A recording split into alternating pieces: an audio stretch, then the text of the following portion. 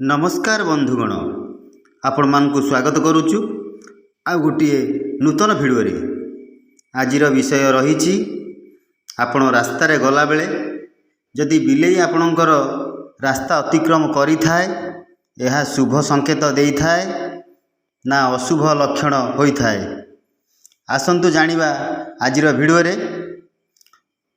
बंधुगण, आपण घर बाहर को गला बेले आपणक सहित एमिति केबे ना केबे घटी थाए। आपण जदि किछि शुभ कार्य जाऊ थांती बिलेई जदि आपणकर रास्ता काटी थाए बा आपणक जीवा रास्ता अतिक्रम करि थाए आपणक मन रे अनेक द्वंद्व आसी थाए। आज आसंतु जानिबा प्रकृत रे ए घटनार सत्यासत केते। आपणक मन रे मध्य भय आसी थाए।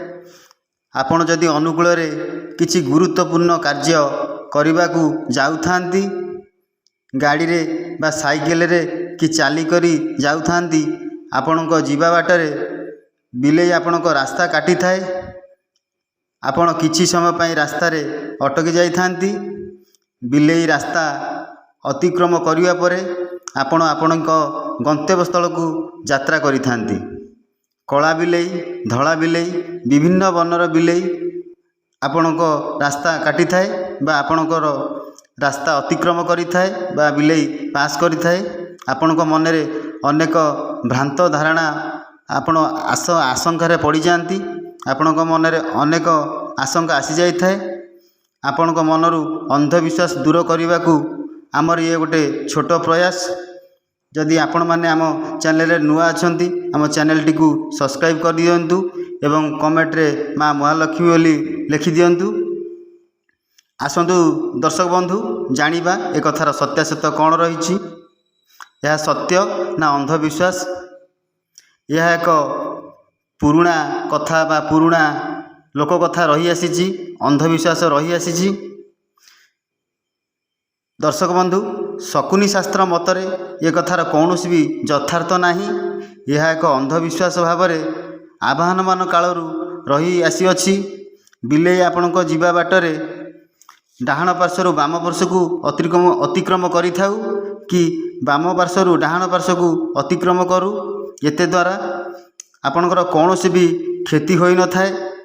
शकुनी शास्त्र मतरे यार अनेक उदाहरण रही। यह एक भ्रांत धारणा बोली विश्वास रही। भगवान को सृष्टि रे एक सुंदर सृष्टि रे थिरे कोटि कोटि जीवजंतुंकर स्थान रही अछि। बिलेई तन्मध्यरु अन्यतम प्राणी अटे। बिलेई कहार भी किछि क्षति करि न थाए। बिलेई कौनसी प्रकार अशुभ प्राणीर प्रतीक नुहे। बिलेई घरे पालन कले घर को जहाँ भी रिष्ट आसे से रिष्ट को बिलेई आमको सचेतन कराई थाए बा ता मुंड को नहीं थाए। कौन सी विपद आसिया पूर्व बिलेई आमको सूचई दे थाए आम सतर्क हवा पाई। बिलेई केबे भी अशुभ लक्षणर प्रतीक नुहे। वास्तुशास्त्र मतरे दर्शक बंधु, वास्तुशास्त्र मतरे बिलेई मध्यरे 6 इंद्रिय जाग्रत होई थाए। भविष्य रे घटिबा को जाउथिबा कि घरे किछि घटना घटिबा को जाउथिले बिलेई आमको ताहा आगुआ संकेत दे थाए बा सूचना दे थाए।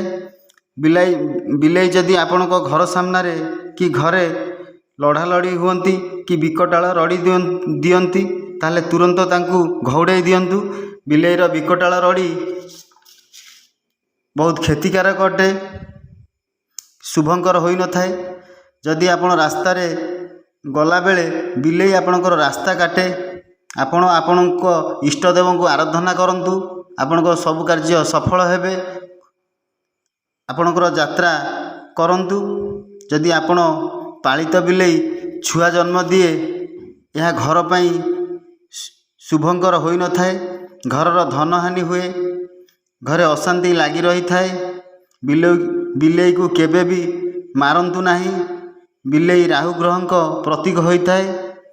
बिलेई मरीगले महापाप दोष लगी थाए। आसंतु जानिबा बिलेईर शुभ संकेत।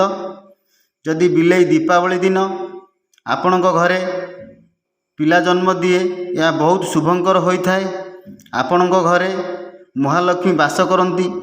ଆପଣଙ୍କର ସେହି ବର୍ଷ ଅଧିକରୁ ଅଧିକ ଆର୍ଥିକ ଲାଭବାନ ହୁଅନ୍ତି ବିଶ୍ୱାସ ରହିଅଛି। ଆଜିର ବିଷୟ ଥିଲା, ଯଦି ରାସ୍ତାରେ ଗଲାବେଳେ ବିଲେଇ ଆପଣଙ୍କ ରାସ୍ତା କାଟେ ବା ଆପଣଙ୍କର ରାସ୍ତା ଅତିକ୍ରମ କରେ କ'ଣ ସଂକେତ ମିଳିଥାଏ। ଏଥିରୁ ପ୍ରମାଣିତ ହେଲା ଯେ ବିଲେଇ ଆପଣଙ୍କର ରାସ୍ତା ଅତିକ୍ରମ କଲେ କୌଣସି ନକାରାତ୍ମକ ଶକ୍ତି କି ପ୍ରଭାବ ବ୍ୟକ୍ତିବିଶେଷଙ୍କ କାର୍ଯ୍ୟ ଉପରେ ପଡ଼େ ନାହିଁ, ନା କୌଣସି କାର୍ଯ୍ୟରେ ବ୍ୟାଘାତ ସୃଷ୍ଟି ହୁଏ ନାହିଁ। ଆପଣମାନଙ୍କୁ ଆମ ଭିଡ଼ିଓଟି କେମିତି ଲାଗିଲା? ଯଦି ଭଲ ଲାଗିଛି ତାହେଲେ କମେଣ୍ଟରେ ମା ମହାଲକ୍ଷ୍ମୀ ବୋଲି ଲେଖନ୍ତୁ। ଆଉ ଯଦି ଆପଣମାନେ ଆମ ଚ୍ୟାନେଲରେ ନୂଆ କରି ଆସିଛନ୍ତି ତାହେଲେ ଆପଣ ଆମ ଚ୍ୟାନେଲକୁ ସବସ୍କ୍ରାଇବ୍ କରନ୍ତୁ, କାରଣ ଯେତେବେଳେ ଆମେ ସୁନ୍ଦର ସୁନ୍ଦର ଜାଣିଲା ଭଳିଆ ଭିଡ଼ିଓ ଛାଡ଼ିବୁ ପ୍ରଥମେ ନୋଟିଫିକେସନ୍ ଆପଣଙ୍କ ପାଖକୁ ଯିବ ଏବଂ ଆପଣ ପ୍ରଥମେ ଭିଡ଼ିଓକୁ ଦେଖିପାରିବେ। ଧନ୍ୟବାଦ।